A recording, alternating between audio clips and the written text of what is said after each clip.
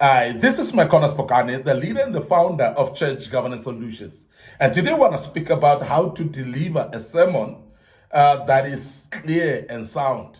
How to deliver a sermon that is clear and sound. And I want to emphasize from this word go, that a sermon should not be just the noise that many people make.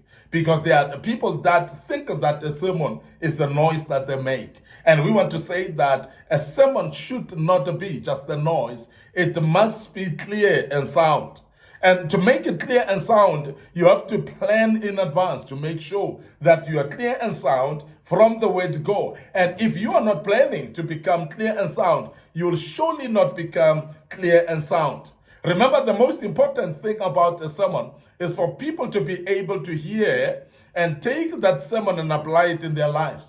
And if it is not clear to the people and not sound to the people, they may not be able to use it. So therefore, you would have made such a noise that is useless at the end of the day. Such a noise that is actually not appropriate, that no one can make use of. And this is the reason why we want to emphasize that delivering a sermon, it must be sound, it must be clear as well. And that's the reason why we want to speak about that today. And I hope that this will help you. This will help you as you're listening to us. Now, the first thing is make sure your preparations are clear and sound from the beginning. And then we have spoken in the previous talk about how to prepare a sermon. We want to emphasize that preparation that we're talking about must be clear and sound from the beginning. We have given you tips on how to prepare, and that is based on sound and clarity. Because that's very important that you prepare something that is clear and sound so that people can be able to take that sermon and apply it in their lives. And that's very important because the main purpose of a sermon, as I've mentioned earlier, is ability to take it and use it in one's life. So make sure that your preparations are clear and sound from the word go. Now, secondly, make sure the sermon makes sense to you first. Because if the sermon cannot make sense to you, it will not make sense to anyone else. And this is very important. And that is why in the previous recording, we mentioned that you should actually make sure that there's a topic, there's a message, and there's a scripture that you marry the three and you make it a bit more clear to yourself. It must be sound to yourself and make sense to you from the word go. So in other words, the topic that we're speaking about, that will define the message. It must actually be married with a related scripture. And from the scripture that you have chosen, you must also go further to read further clarifying scriptures that may be related to the same scripture that you are reading. And when the four comes together, then it makes sense. When it's not making sense to you, you must be sure that it will surely make sense to other people as well. Because the sermon, as I said, is not just to tick a box. It's not just that I've delivered a sermon. No, it must be that it makes sense to the people and they're able to take that sermon and apply it in their lives. So let it make sense to you first before you even anticipate that it will make sense to other people. And that's one thing that we want to emphasize. You need to ensure you remain calm in front of the audience. Remember, when you come there panicky, worried, without self-confidence, you're going to confuse yourself because when you panic, you start to miss the logic. You cannot follow the logic. And I've seen people that have written their sermons down and their preparation is very clear. It made sense to them in the beginning. But now when they arrive in front of the audience, because they are stressed and they are worried about how the audience will feel, or also they're having what we call stage fright. And when you start to have stage fright and panic, you start not even following the logic of your own notes that you've written.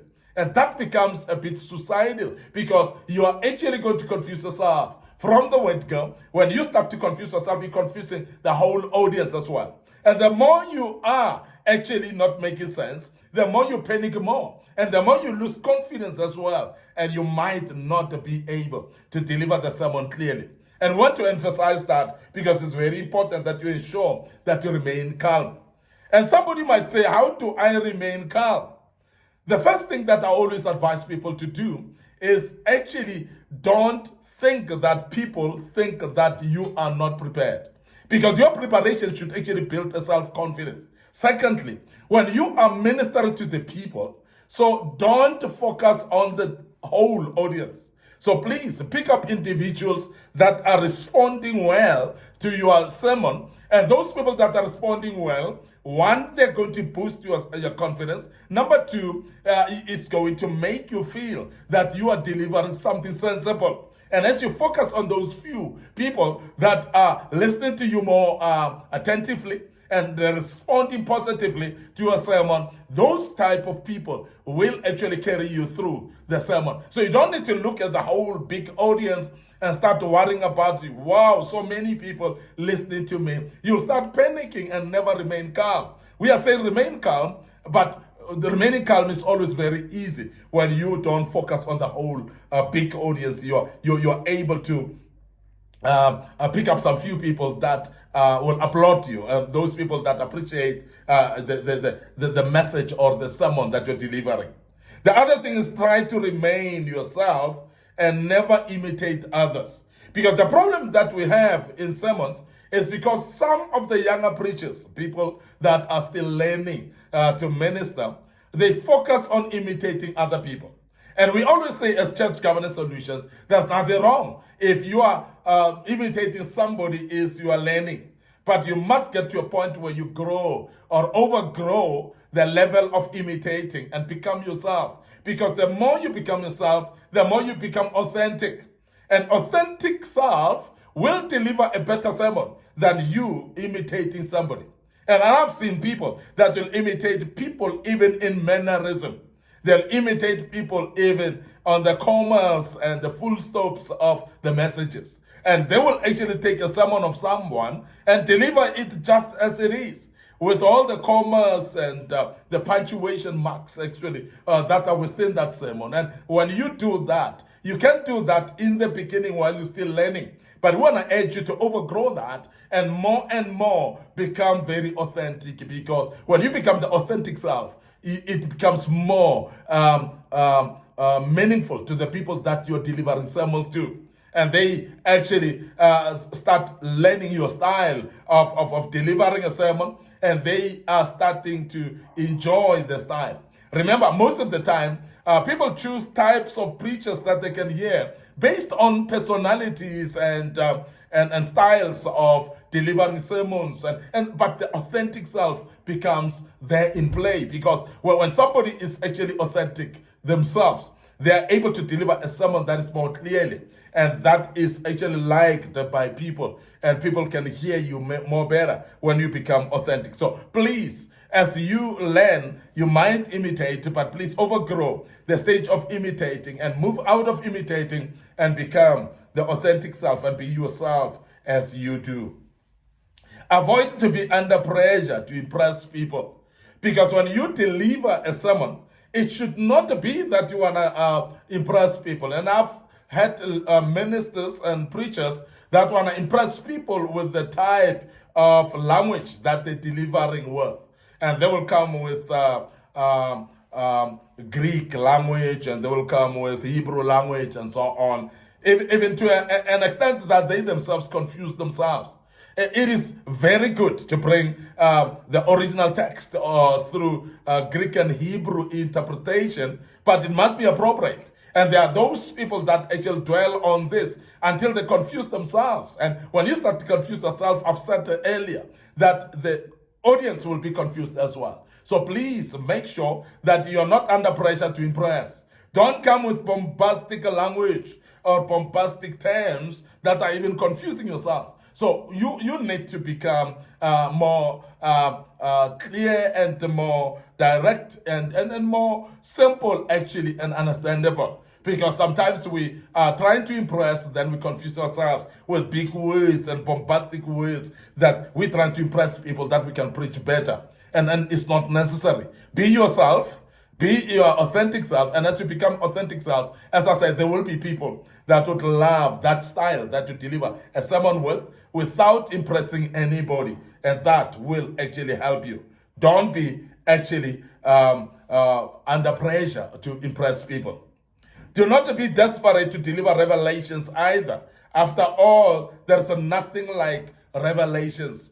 And what you call revelation sometimes is something that you don't know yourself. But there are many people that know. So you are actually exposing yourself sometimes when you are desperate for revelations, and you bring in something that you think is a revelation, but many people in that meeting, they know it already. So that is not a revelation. So please don't be under pressure either to try to bring what the so-called revelations while there's no revelation, because there are people that are really, really desperate to bring the so-called revelations. And I want to emphasize that please be as simple as possible. And the more simpler you are, the more people understand the sermon, the more people follow you, and the more people are able to apply that sermon onto their lives, and they change. Because the major thing here is for the sermon to be life-changing to people. So please, don't stress by trying to dig revelations out of no revelations, because that will confuse you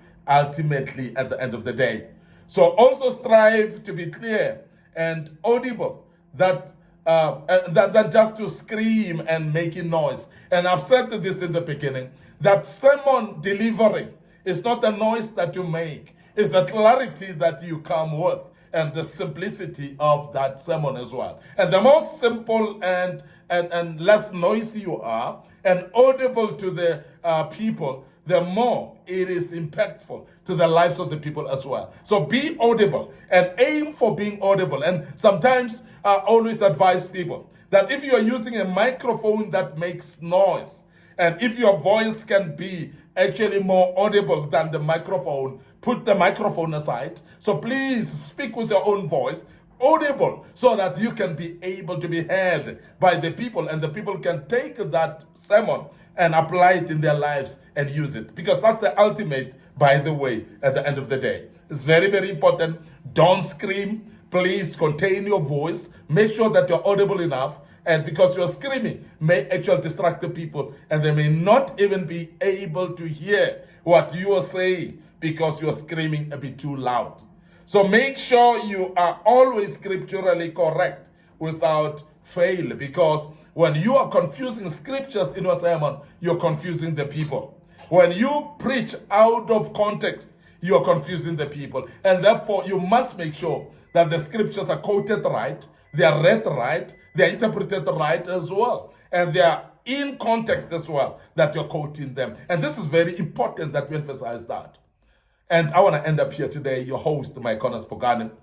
I'm the leader and the founder of Church Governance Solutions. And thank you very much for listening to us and being part of this great topic. I hope that helps you.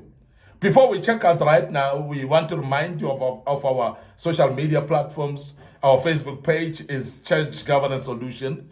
And remember also my personal Facebook page, MIcornus Phokane. So please like those pages and also follow us. Make sure that you click notification buttons so that you may be reminded when we posted a video of this kind. Don't forget our YouTube channel as well. It is under Young Men Empowerment Forum. Would love you to subscribe to our YouTube channel. Click notification button as well. Our TikTok account is under MIcornus Phokane. So please make sure that you follow us on the TikTok account, and may the good Lord bless you as you do that. And I believe that you will learn out of this. But also go further to share the links of these platforms to your loved ones, your family, your friends, and it could be also your colleagues at work, and they will find help out of this as well. And we are wishing you a great, great day. May the good Lord bless you and allow us to check out right here and say cheers for now.